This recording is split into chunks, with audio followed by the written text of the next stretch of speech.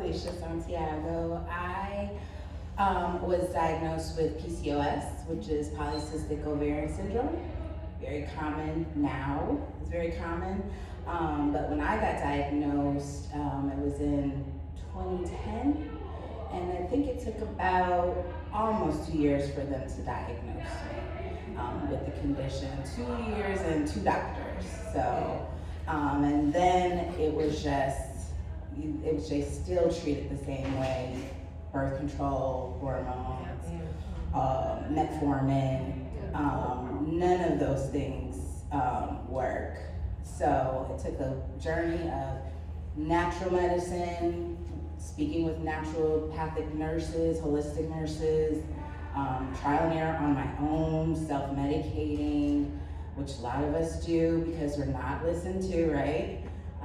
So it was a long journey, but I would say around 2018, 2027, I started working with a new doctor.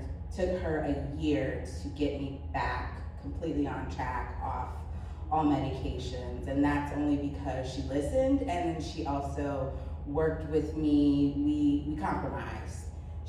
We used pharmaceutical medicine, and then we also used natural medicine, which is what I wanted, and she got me back on track in a year. So it's about finding the right doctor, but also advocating for yourself, researching for yourself, and putting yourself first and letting doctors know, like, you work for me. So it took a long time, but we're here, and I feel like research and because it's becoming more common, more diagnoses are happening, we're getting to a place now where we can have more conversations and find different methods for everyone, including cannabis.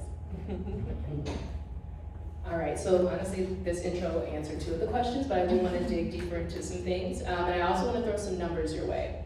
Nearly 80% of all autoimmune diseases and diagnoses are in women.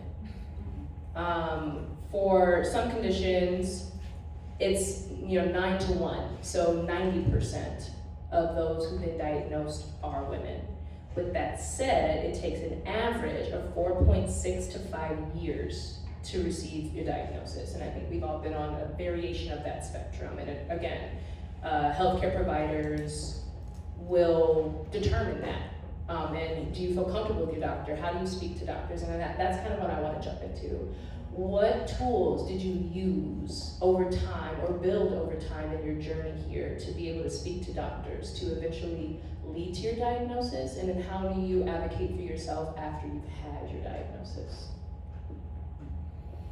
Ooh, okay, so what tools did I use? So I just want to be clear, I was 15 when I got sick. So basically I had a fever for 3 weeks and it was unexplained. Like, nobody could figure out. At this point, they were like, she's got scarlet fever. Like, they literally were like, we don't know what's wrong with her. So as a teenager and as a young adult, it was a totally different relationship with doctors because you see doctors as authority. And so I will never forget, one of the big things that stands out for me is, like, when I first went to the hospital, my fever was like 104. So at this point, like, I'm starting to kind of fade and I can't really, I hear what's going on, but I'm becoming unresponsive. And so they're asking me questions and I'm able to kind of like nod or say yes or say no. And so one of the things, they're trying to figure out if I have like possible, HIV or something along that lines that would cause me to go into this shock. And they're like, have you ever had sex before? I'm 15, right? And so my mom was like, no. And they're like, hold on, like, we talking to her. I might have to ask you to leave. And I'm sitting here like, she said no, like, I don't understand. So that stands out for me because I'm like, they when it comes to being a minor, they see you're a child, so you don't know what you're talking about. And leading up to that point, I had been having fevers for 3 weeks before I went in. And every time I went in, as you can see, I don't look like I have lupus. So people all the time are like, you look fine. And I'm like, but I feel like shit. And so that's what I experienced from teenage years on. So when I got to college and I was like literally on my own, hours away from home, it was a similar experience, but I was starting to kind of find my voice, so to speak. So I was able to kind of say, no, actually, I don't think you're right. I spoke to my mom. I did this, I researched, and it's you Googled, and it's like, no, I actually did like real research. So now, as like a 37-year-old, I'm very confident going to the doctor because of this long journey that I've had. I come with receipts. I literally, this is embarrassing, but my medical records are about this thick. So I come and I sit them down and they're like, oh shit. So they know like I'm ready to like have a very intelligent conversation. Anytime I have to go to a specialist, I'm using their terms, their terminology. And so they're like, oh, okay, you can't fool her. No, you can't. So let me just walk you through. So here my hemoglobin is low and they're like, she knows the word. Yeah, I know the word. So it's been a journey, but it started out like I saw them as authority, and now I've kind of, like I said, found my voice, and I know how to meet them where they are to better advocate for myself. Yeah, I would say that's the same. Documentation is important, especially with your healthcare provider. They're supposed to document everything. You document everything as well. Document what you tried, how it made you feel, when you took it, what time of the day you took it.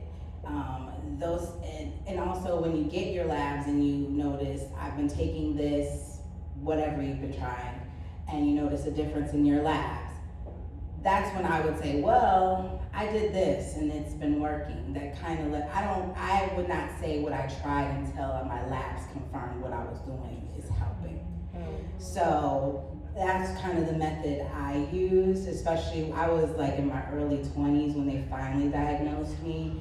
And so them putting me on birth control was just like, you're young, it'll bounce back. You know, you just had, at that time I just had my son, he was almost 3 when they finally diagnosed me. So like 2 years, I should be bouncing back by now, and had mad rapid weight gain, even after like a juice fast, gained 6 pounds on a juice fast. You guys tell me that's not normal at all. Like I didn't have much pain, but the brain fog was just like, couldn't focus, terrible. They wanted to say I was depressed. It's like, well, I can't think straight. Like something is foggy in here. I feel like static is going on. And so, not when you're younger, especially, they don't really take you seriously because you never had a baby before. It's your first baby. Well, I do know something is wrong. So I started documenting. I didn't say what I was doing until my labs confirmed like a change has happened. I didn't tell them what I was doing until my cycles became a little more regular, slowly. So that's when I would kind of just let them know those things. That's unfortunate that you can't do it, like we can't collaborate and care. You can a little bit now, but back then it was unfortunate they didn't want to hear I was trying maca, I was trying low dose cannabis, I was trying ashwagandha and chasteberry and all those little herbs that are for women. I couldn't say that at first. But now they do listen, and now one doctor documented, what did you take? Where did you get it from? So they are being more open, but yeah, if you have one that's stubborn, wait till you get your labs to prove that, yeah, my symptoms are improving even on paper. Or fire them. Or fire them, yes. And I think that's a great point. You don't have to stick with a doctor. There's a process, and I'll kind of go through my journey a little bit. I was explaining this to Shawnee a little bit earlier. Since everything for me is so new and fresh, like I can speak to this really well right now. My symptoms were light, and I started to experience them in the summer. I have no problem talking to my doctor. My mom, she's in the audience, raise your hand. She worked in healthcare her entire adult life, and one thing that she reinforced to all of her children is you need to have a relationship with your medical care provider, and you need to feel comfortable talking to them. So when I was old enough to do so, when I would go to a pediatrician, which she also made sure every year, like it's a thing, she'll leave the room. And she's like, you talk to them. You have to be able to talk to them. And so into my adult life, I'll go into my doctor and I'll just, I don't know the language, but I can describe what's happening. And I can say, like, this is what I'm feeling, this is what I'm needing. Track things that are happening with you, because the last thing you want them to tell you is come back in 2 to 3 months. Yeah. Because at that point, you never know what will happen in those next 2 to 3 months. So as I was advocating for myself, they initially thought that my symptoms were carpal tunnel. I did some research. The majority of MS diagnoses are mistaken as carpal tunnel. Then I went to ortho. I did a nerve test. They're very painful. All of it concluded this is not carpal tunnel. I went to a neurologist. He said, this looks like carpal tunnel. And I'm like, well, it's not. I have 3 doctors. They've all confirmed it's not. I need more. And then in advocating for myself, he wanted to dismiss it as a B12 deficiency. You didn't run a blood panel. How do you know I'm deficient? Run the blood panel, but I need more than that, because I can't come back in 2 months for you to realize that my B12 was normal this whole time and my symptoms have elevated and escalated. So in that conversation, I got him to give me an MRI. In that MRI, they found something. And if I had waited and continued to wait and let them dismiss me, not only would I have not been diagnosed in a timely fashion, but my symptoms could have increased, because the thing about MS, it's so crazy. They tell you it's aggressive. It can be very aggressive. You need to know what type of diagnosis you have. Do you have reoccurring, or do you have the type that progressively gets worse? And stress is a huge, huge component of your symptoms. And it's hard to be experiencing something in your body that is strange and unusual and sudden, and then being told, by the way, don't stress. You will stress. With all that said, I do want to kind of talk through what you kind of ended with, and that is being a cannabis consumer and trying to navigate the healthcare field in a way where they are uninformed. If you do not know this, a lot of doctors are extremely uninformed about cannabis. And so when you go in to talk to them about your symptoms or talk to them about what's happening with you, and they ask you if you consume cannabis, sometimes that can shift the route they take for your care. So I do want to talk about your experiences, as if you started consuming after your symptoms. I know you were young, so you don't have to admit if you were. And if you were consuming prior to your symptoms, how do you navigate those conversations?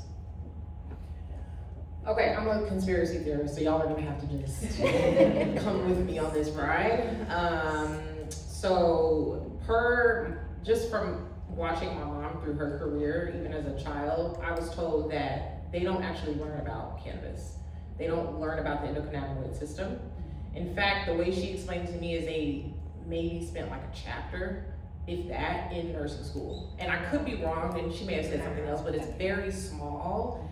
So just keep that in mind, because, so I teach a course about the history of cannabis, and I truly believe that like the making of cannabis be illegal in the United States is very directly correlated to like how Western medicine took hold in the United States. We don't have time for that. But with that being said, keep that in mind, because for me, so I did not consume. I didn't consume until I was 25, and actually, I was actually a walking drug. What is it that we? The dare. The dare. I was a walking dare poster. Okay, I'm not joking. Like as a kid, because I was growing up in the household with literally a crack addict. Sibling was knee deep in addiction as I was growing up, so I was like, hell no, I'm not doing that. I can't. So no drugs for me, and at the time, cannabis was included in that because they said it's a gateway, right? So I did not consume cannabis until I had gotten my diagnosis. I was 25. I was in grad school and I was really struggling with pain. And someone in my in my grad program with me was like, dude, you need to smoke. And he was a veteran, and he was like, just try this. We are all like, your classmates are here, okay? If anything happens, we got you. And that's how I started consuming, was for pain management, and because the other folks in my grad program were like, you need to do something. So when I moved back to Chicago, I actually I'm still at Rush, but the rheumatologist I have now, he's amazing, and he's kind of like separate from Rush. But when I came to Rush, upon moving back, the rheumatologist I have a thing where if you're not a female or a person of color, you're not gonna be my doctor. It's real simple, like, that's just my rule. And it has to do with, you know, we all have unconscious bias. So that's why I have that rule. So this young lady was Black and a female rheumatologist, and I told her that I consume because she wanted to go down the list of all of my habits and what I do and what I take and my supplements. And the moment I said cannabis, she started laughing, and I saw red. I saw red because I'm like, I know she's not laughing right now. And she was like, oh, you're serious? And I'm like, yes, bro, like I'm dead ass right now. And she's like, oh, well I just don't think that it has no medicinal value. She literally said that. She never saw me again. So that's how I handle that. I would say I didn't tell physicians what I was using just because I wanted to get results and I wanted to be heard. So when I would say all the herbs I was using, I would throw in cannabis as one of the many herbs, just to be like, I'm not just smoking just to smoke. I'm using it as a part of my whole regimen. It's a part of the whole thing, and it helps for this reason. And I noticed that cannabis helped with my PCOS it was a little bit before maybe a little after I got diagnosed. I wasn't really smoking at the time because I just didn't really go back to it from my youth.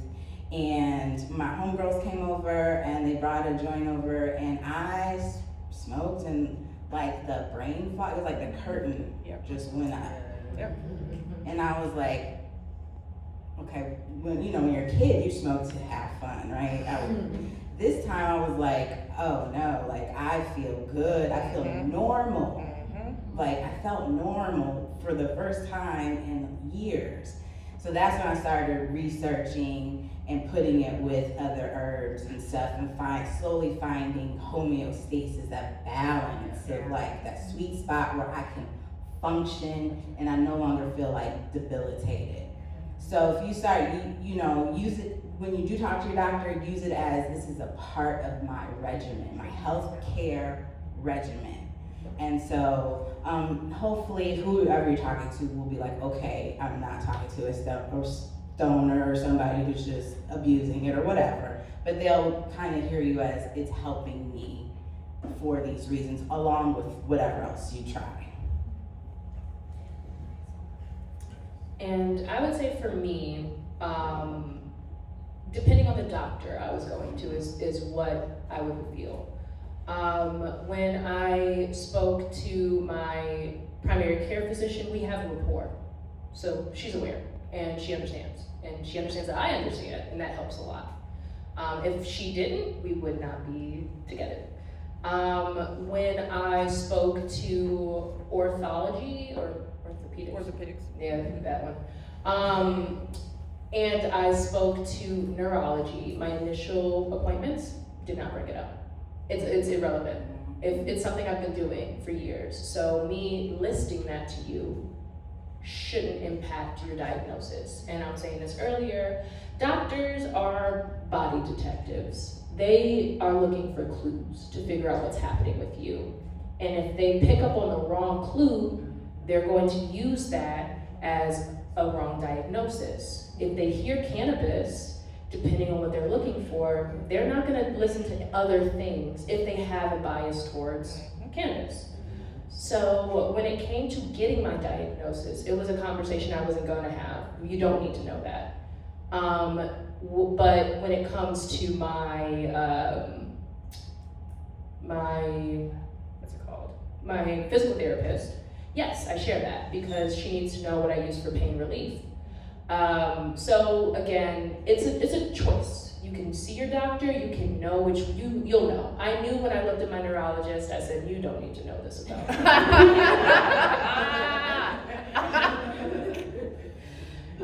So, just pick your battles there. But try to be smart and informed.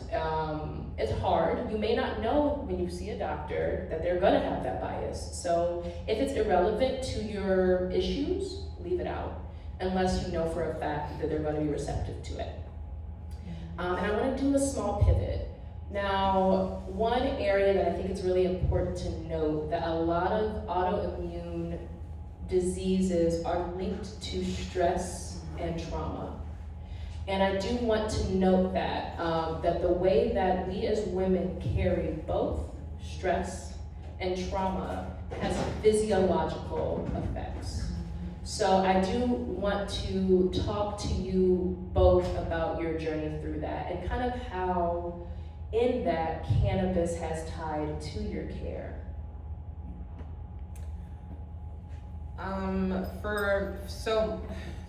For me, if I can paint a picture, I was 15, I was at Marian Catholic, I had 4 honors classes, I was in marching band, I was volleyball, and I was varsity track. That's what was happening when I got sick. So when I got to the hospital, the day that I had the 104 fever, they asked me, like, what does she do? And so my mom was running down the list, and they're like, she does all of that. Now, that was not abnormal for me. Like, I didn't go into high school and just all of a sudden start doing all these things. But I'll be honest with you, they were like, yeah, you doing too much. Like, you did this to yourself. And I'm like, I'm not joking. Like, they said it more medically. They said it in a medical way, and they basically were like, you were predisposed to, everybody's predisposed to certain diseases, certain things. And if you stress yourself or tip yourself too far, then you actually triggered that disease to become active. That is literally what they told me. So imagine being 15, going on 16, and hearing that. Like, you did this. You stressed yourself out so much as a kid that you created a disease for yourself. So that's kind of the backdrop I have for me. So I now have to go on to like stress and PTSD. And I hate to, like I think I emailed you this. It's weird for me to have to, because I grew up as a sheltered suburban kid. Like, I'll be honest with you, PTSD, when I think of it, I think of veterans and I think of people who came up in very violent environments. And I don't think I fit the mold of like what PTSD is, but I've recently been like diagnosed with complex PTSD. When they said it, I was like, huh? How? But living with a disease that people actually pass away from, that is where the stress and the trauma comes from, because it's like a vicious cycle of you trying to make sure that you're not pushing yourself to the tipping point to trigger a flare up or an episode. And so you're like literally like, is this the point? And as you get older, so this is what a lot of people don't talk about, is like as you get older, the threshold changes. So it's like a moving target. And so PTSD is weird. Trauma, it's weird for me to say PTSD, but I can say from a trauma and stress perspective, it's 1000%. For me, it is connected to my disease activity, and I still to this day at 37 don't know like what my threshold is, and so I struggle with that on a day-to-day basis. And sometimes my body is just like, yeah, bitch, I'm done. Like, we done. Lay your ass down. What is wrong with you? And so that's, I can't say I've mastered that. Like, It's a journey. It is, yeah, and I don't know if I ever will. As far as using cannabis, I'll be honest with you, I don't use it for stress or, I don't use it for stress. I use it for pain specifically, or sleep. But I don't use it for stress and trauma but I do recognize that stress and trauma correlate to like disease activity for me. And so I'm always like on this like tightrope of trying to balance not going over that tipping point. Yeah, I would say the same. For PCOS, it's the same. You're trying to find the balance. Where's the sweet spot for you, depending on what you're going through in life, situations. Hormones change as you get older too, so you have to do different methods to find your balance. So it can be stressful, but for PCOS, I would say for me, it's not just mental stress, it's my environment and what I eat is a big thing. So it's your environment inside too. Like, are you putting the right foods in your body? And even with all these conditions, food can trigger certain things. So it's all about your environment outside, but also inside, which you have control over a lot of those things. And so when you are stressed outside factors that you don't control, yes, cannabis can help, but also use your mindfulness. I would say for PCOS specifically, meditation, mindfulness, your state of mind dramatically changes your PCOS. Like PCOS, you can't do a dramatic diet change because it'll mess up your hormones even more. You have to, it's here where the condition starts, your mind, your mental state. And if you can really quiet that, I guarantee you're gonna feel it everywhere. So that's for PCOS specifically. It's your internal environment that really triggers your hormones from going crazy. And then you have to, nature, as you get older, especially women, we have different hormone levels for different ages. Find out what that is for you specifically, but what's the norm for a 30-year-old, 30 to 40, 40 to 50, and then find out what therapies work for that specific time in your life.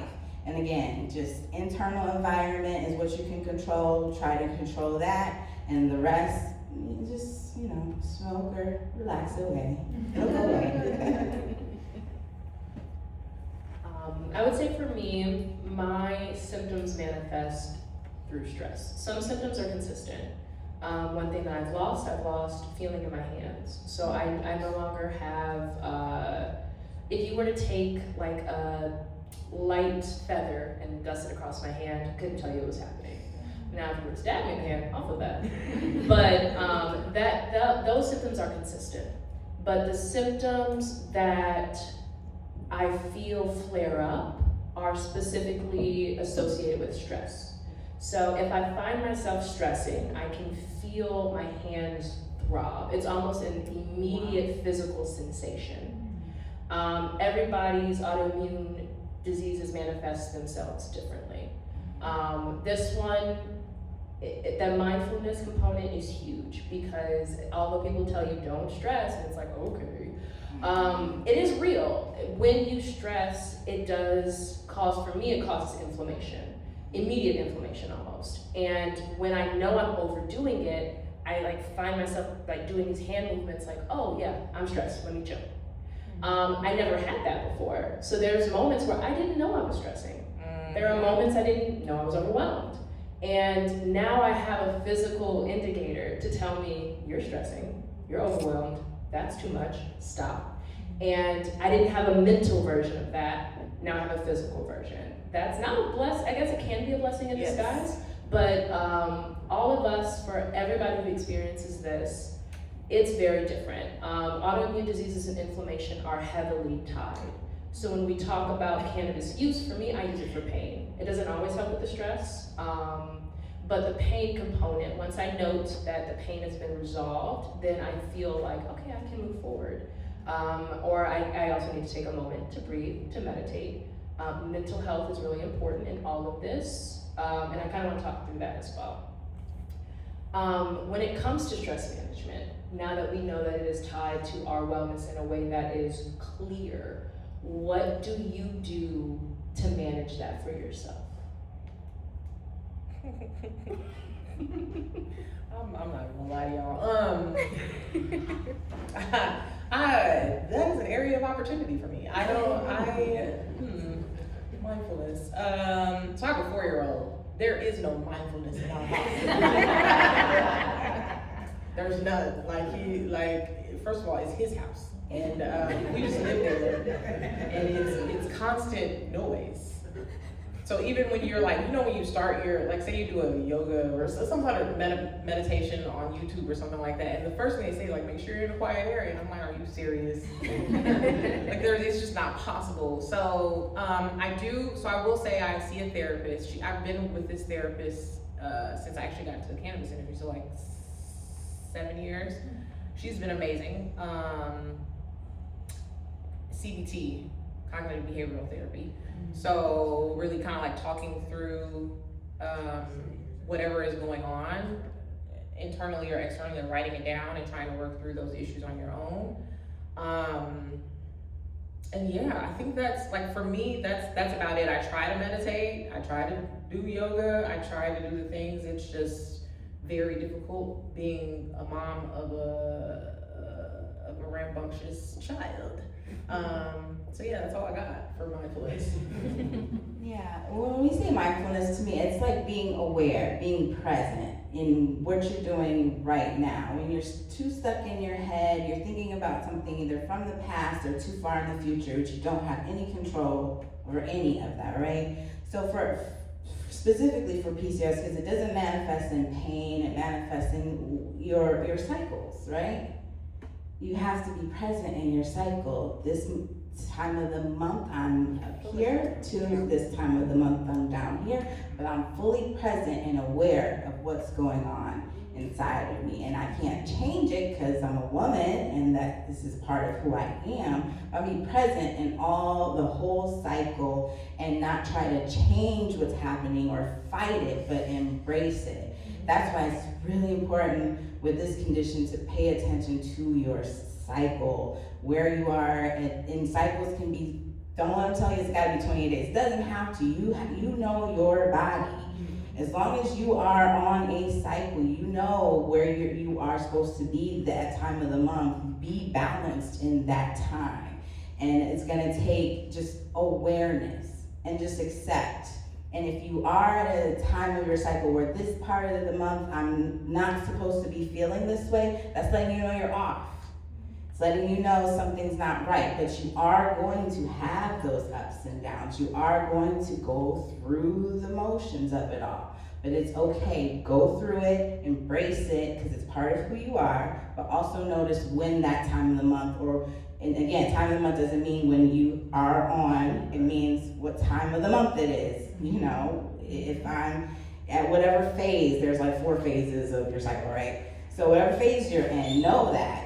Find out, they have tests where you can find out what part of the cycle you're in.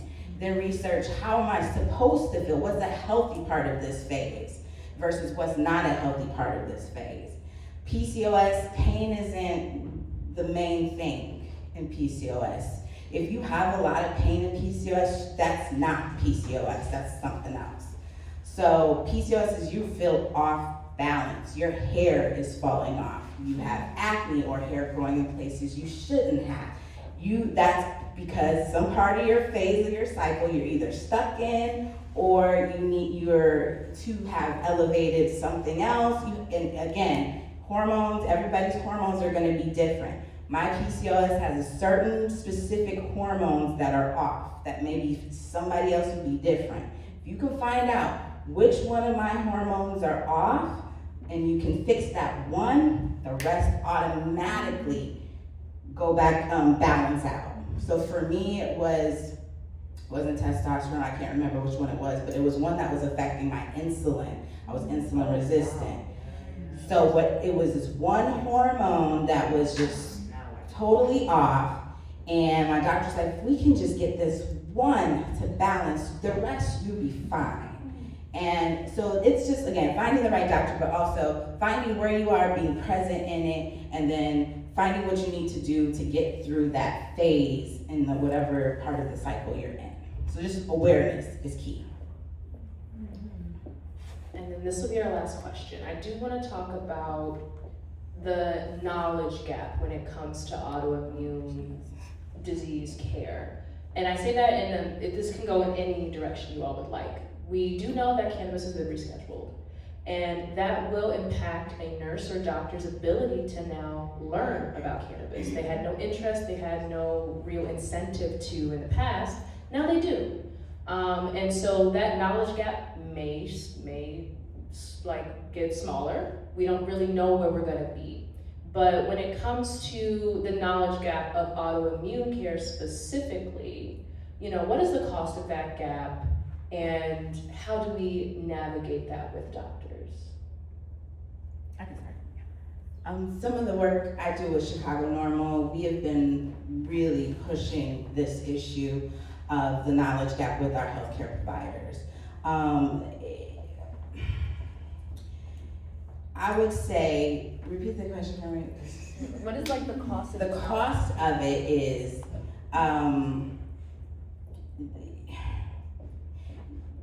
there's stigma in the healthcare industry, right? When you say use cannabis, so the cost is the stigma, and you, as a patient, you get lost in the system, you get ignored, you don't get proper diagnosis or even proper treatment. For example, I would say one condition that we are currently working on is sickle cell. Patients who have sickle cell, lots of them, particularly we're finding in younger demographics, teenagers, are using cannabis as first line of therapy. They're trying to avoid going into crisis, right? So when they get to the doctor or the emergency room, they smell like cannabis, or say, I tried cannabis first and I still went into crisis. Like, depending on where you go, what neighborhood you live in, etc., you may not be able to get your cocktail. They might be, we don't know what's gonna happen. We don't have enough research on drug interaction and drug safety. Well, I'm at the hospital. If something happens, just treat me. Like, you should not put a patient, particularly a sickle cell, you shouldn't turn them away or tell them you cannot treat them. So, and particularly these conditions are affecting particular demographic of people. Black women, brown women, particularly sickle cell is a specific demographic.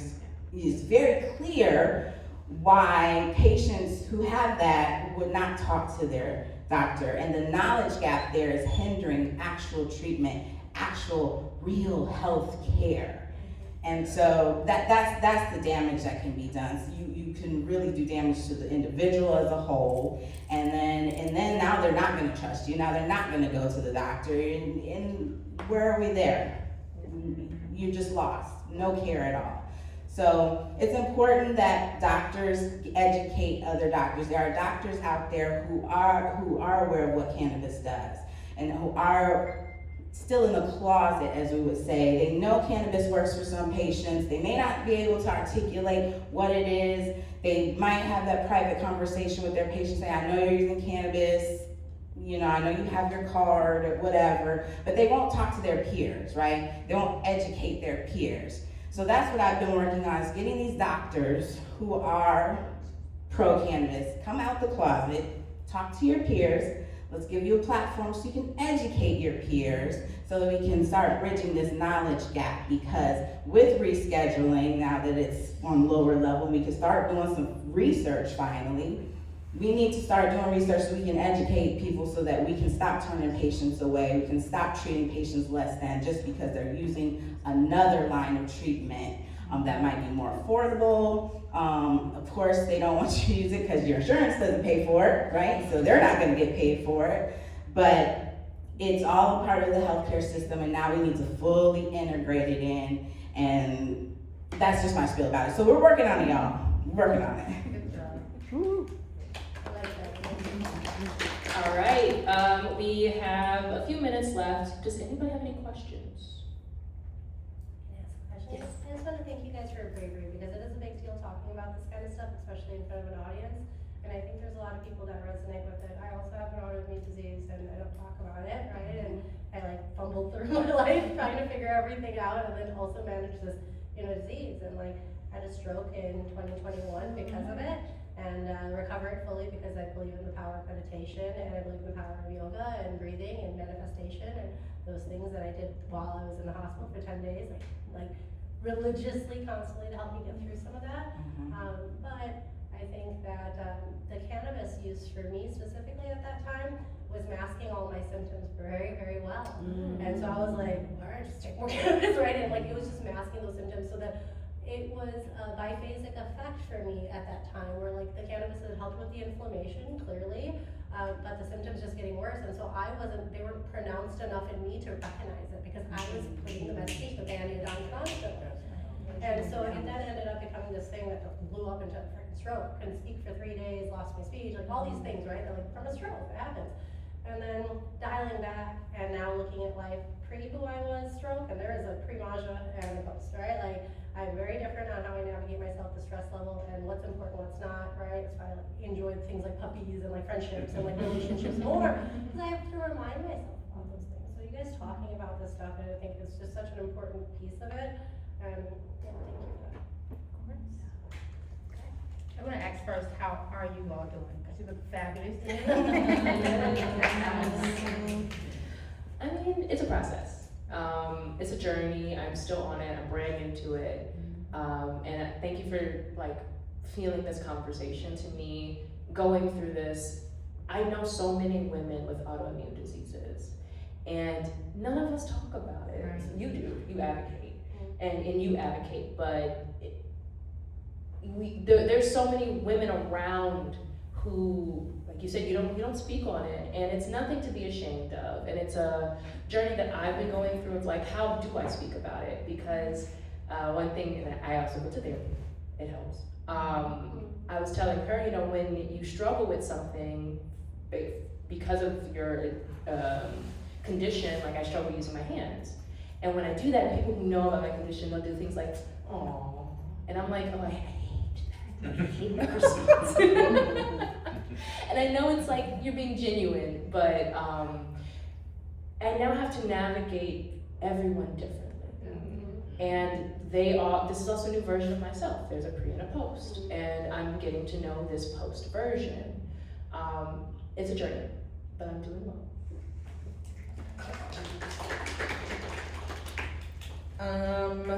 If I had to be honest with you, I am in pain every day. A lot of people have no idea, because I just don't talk about it. I've been in pain for 23 years, every day.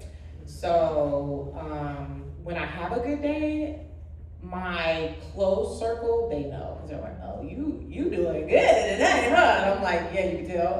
So because I'm moving and I have the energy, and you can tell, like I literally look different, come across different when I'm not in pain. But I would probably say 10% of the time that I'm not in pain. Most of the time I'm in pain. So to answer your question, I am in pain. But with lupus, the way lupus works is it really tries to latch on to what I would consider to be one organ or one system, and try and literally kill it off. So for me, they have never been able to identify which it is. Sometimes, depending on I guess what stage of life I'm in, it's kidneys, sometimes it's lungs. It just kind of depends. So I have damage in a lot of different areas or systems within my body, and depending on what I'm going through or the time of year, those systems feel it the most. So right now, I could confidently say for the last 3 or 4 years, around January, February, I always get pneumonia, and I have a collapsed lung, and it just it tries to take me out every year. But I know that it's coming in December, January, so I'm prepping, here we go with this damn pneumonia in my lung and da-da-da-da-da. But I'm here, I guess. I'm doing okay. I am 5 months postpartum, so thank you. I'm trying to, yes, thank you. So part of PCOS is also infertility, so that was quite a nice surprise. But now that I'm getting back to whatever new cycle that's gonna happen in my body, I'm trying to allow myself to heal. and be patient with this process of being in postpartum. It's going way better than I thought it would. This time around, I'm not, I would say PCOS is not like taking hold of my whole body, but I do know like, okay, there's some things I need to start getting back to, but I'm also being patient with myself because, like I said, I'm in healing mode. So I don't want to introduce something that might offset something else. So I'm giving my body time to do what my body wants to do, and then I'll slowly get back on my herbs and all my good stuff, my teas. I miss my teas. I'm a tea drinker, so I'll get back to that. But I'm giving myself some time to just heal, and so it's all good. I mean, I don't know what PCOS does after you have a baby. Like, especially once you get to a part of your healing journey, and now I don't feel like I've taken steps backwards. I just feel like I'm at a new phase where I have to implement new regimens, and it's not gonna look like before. It's gonna be something completely different. So I'm being aware and present in this moment. You ladies are fabulous. Yeah. Thank you. All right.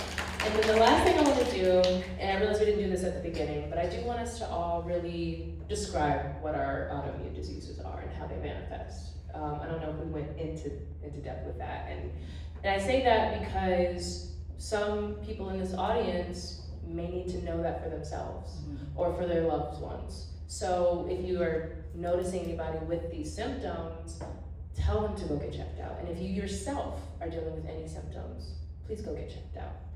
I was wondering if you could also talk about just two slightly other things. One, to support someone with an autoimmune disease appropriately. I thought your point about people's reactions to you, that is a stress in itself, how to do that. And then maybe what places you can explore, what cannabis products might be good for someone with an autoimmune disease. We'll wrap up each of our answers with those, I think, which will be helpful. So I have multiple sclerosis. This is an autoimmune disease caused by inflammation in the spine and in the brain. What it really means is that my body gets confused and attacks both my spine and my brain. What that looks like, the symptoms can vary. I apparently have had it for years, but never had any symptoms. So I did not know that until my second MRI, when they did a scan of my brain, and I had lesions, which is scar tissue, in a bunch of different areas of my brain, had no clue. The only reason I know I have MS is because it started to attack my spine, the cervical spine. And so that impacts your hands and your arms. And so then I started, I noticed numbness, loss of motor skills, and loss of strength in my hands. And it was very rapid. It went from a light tingling, loss of feeling in 2 fingers, to all sensation gone from both hands, and a loss of motor skills from my right hand in 2 months. So it was very, very quick. Because of occupational therapy, I was able to get the strength and the motor function back to about 85%. And it's something I'll continue to struggle with. But because I had certain doctors who really worked with me, my journey was a lot quicker than others. But that is what multiple sclerosis is. The symptoms can range from not even knowing you had it, to numbness, to paralysis. It can escalate, and so that's why treatment is really important. So when you notice certain symptoms, get it checked out, because you don't know how much it'll escalate, and you don't know where it'll happen. It could be in the lower spine, it could be anywhere, but in the spine and in the brain. For support, don't do all to me, please. Like, if you see me struggling, just help. Don't be like, oh, poor baby. That's not helpful. Check in on anybody who is dealing with anything that's consistently happening. This is an everyday journey and battle.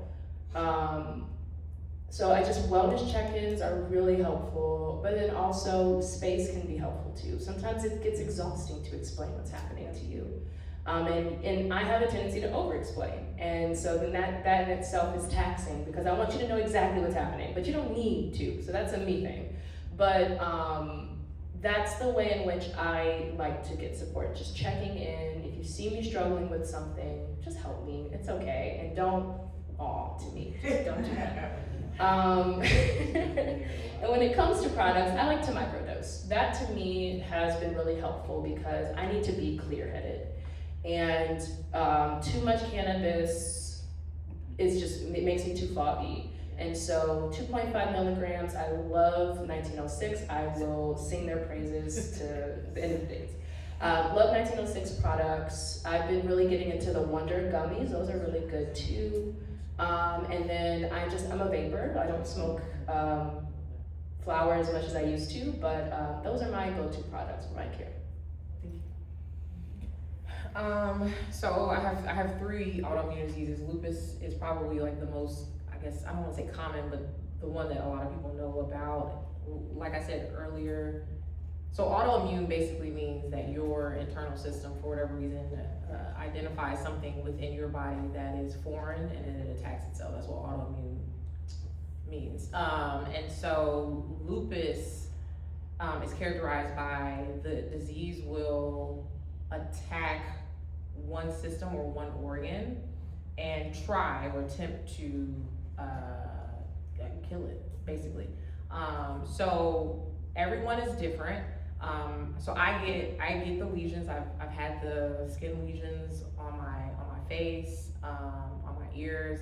I get the lesions like down my throat, which are super pain. It feels like a sore throat, but it's not like a cold or anything like that.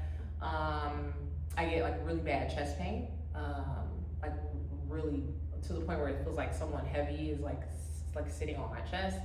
And if I let the pain get too bad, because I get pain across my body. I can't explain it, but it hurts to touch me. It literally hurts. Like if someone's like, "Oh, you're so fun," that hurts. Like it actually hurts. And then I get fevers. That part they've never really. I actually read a book called Smoke Signals. It's actually about cannabis, and it kind of talks about history of cannabis. It talks a lot about different aspects of cannabis and how it plays a part in art and things like that and culture. But there's a portion where the guy is talking about one of our leading research doctors in the industry basically said that, to Felicia's point with homeostasis, something happens with certain people who are predisposed to certain illnesses where your body temperature can go haywire. And as he's going through this passage, I'm not joking, it literally sounded like what happened to me at 15. Like he's like, your body temperature goes haywire, you begin to have a fever, and he's like, this is a result of having a broken endocannabinoid system. And I'm like, what? Like it literally described what happened to me as a teenager. So that's what really caused me to get more and more interested from the medical perspective of cannabis. But from the Sjogren's is a little bit different. It is very rare, although women are starting to get more diagnoses of Sjogren's. It's named after, I believe, the Swedish doctor that discovered it, but it's basically the gland, like your moisture glands, so your mouth, your eyes, your nose, anywhere where you create moisture, there is no moisture. And so what's crazy about that for me is, as a kid, I brushed my teeth, I ate healthy because I was an athlete.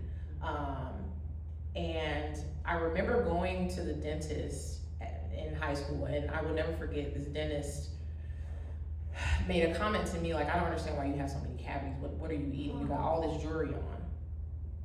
So he basically was saying, you black kid, your mom is spending all this money on jewelry instead of worrying about your teeth. So fast forward, I then get the diagnosis of Sjogren's, and looking back, I'm like, I had Sjogren's. Dryness of the mouth, which was causing the cavities.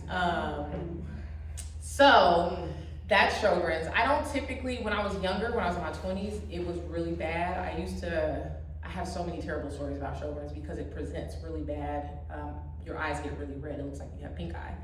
And I was a freshman in Nebraska for college, and I was in a class, the only black kid in the class.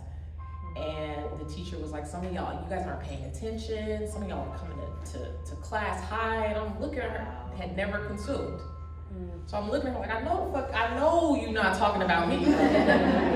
Her dean got a nice stern talking to, and she, you know, was reprimanded about that. But like, that's Sjogren's. And the hypothyroidism, I fluctuate. My weight fluctuates, and as a young adult, I didn't really pay too much attention to it. But there was one point where I had lost like, I don't know, 40 pounds or something like that. And the doctor was like, we need to look at your TSH. And that's how they found it. I didn't have any symptoms. I was just, the weight was fluctuating, and the doctor was like, something is odd. So it has to do with the thyroid. For hypo, I didn't have enough thyroid, so I take thyroid to actually level that out. But if you don't have enough of it, you get tired. Symptoms are fatigue, you gain weight, things like that. And then the opposite end of that is hyper, where you typically see people have really, like their eyes might be enlarging, and they lose a lot of weight. I've always disagreed with the diagnosis because it sounds like I have thyroiditis, where it's actually inflammation of the thyroid, which causes the fluctuation. Because I go back and forth. I don't gain weight. I go back and forth. So I don't really agree with it, but that is what the diagnosis is. As far as support, because I have a 4-year-old, like the folks around me they just know. Like if I say all I have to say is I'm having a flare, or I'm having an episode, and everyone kind of just leaves me alone. I won't see people for the day, but my kid is taken care of. And so whether that be my mom or his dad or his dad's mom, like, or my best friend, like they will just make sure he's good. So for me, that, and it's different for everyone, that means a lot, because children take everything that their parents do kind of to heart, even though it's a lot of times it's not about them, but they're like, oh, she doesn't want to spend time with me. But my family is like, let's go to the park, or let's go get some ice cream, or whatever the case may be. So that means a lot for me. And then as far as cannabis, it's tricky for me. I kind of don't like what's on the shelf. I feel like we get overlooked. A lot of people are like, oh, it's 29% potency. I'm like, fuck that. Like, I'm looking for 12 to 13, 14, something that I can, sustain through the day, that's not gonna make me wanna go fall asleep for 10 hours and miss my life. So I prefer low potency cannabis. I prefer flower. For whatever reason, edibles don't do anything for my symptoms. But I think that has to do, so one of the stories that I'll have, because I get really bad migraines, and I think it has to do with inflammation and blood vessel. I'm not really sure, but I did some research, because I also smoke CBD flower, and CBD flower, for whatever reason, is the only thing that can take care of my migraines. Really? I don't know why. I did some research, and what I was able to find is that your blood vessels, if you have a certain type of migraine, which is what I believe I have, is your blood vessels constrict. If you smoke CBD flower, they dilate. And so I believe what's happening is with my inflammation of my blood vessels, they're constricting, and it's causing tension, and my head is like pounding, and the moment I smoke CBD flower, you loosen up and the pain goes away. Is it all CBD? Is it like, or is there a percentage of high? No, I smoke, so I have CBD and CBG and tea, like I smoke all different types of flower. And that's to your point, like I wish, and I know it's hard for producers and suppliers and people who create products to really pinpoint in on a certain audience, but I really wish our audience was looked at, because I think there's so much that can be done with different cannabinoids in addition with THC. Like I think CBN, CBD, CBG, like there's CBC, like there's so much out there. There's over 144 cannabinoids, and we haven't even touched the surface because everyone's so focused on how high can we get that potency of THC. So it's tricky for me, but I prefer flower. I like low potency THC, and I love CBD flower. So for PCOS, some of the symptoms are amenorrhea, where you don't have a monthly cycle, it's just stopped completely, which leads to infertility, of course. Insulin resistance, you have high insulin, but you're not diabetic because your sugar's not high, but you're insulin resistant, meaning your body's making all this insulin but not absorbing it or putting it to action. So you gain a lot of weight, or you crave sugar, because insulin and sugar, they work together. So if you're craving sugar, like you can't control it, you may want to get your insulin looked at. Doesn't mean you're diabetic, but you may have just elevated insulin.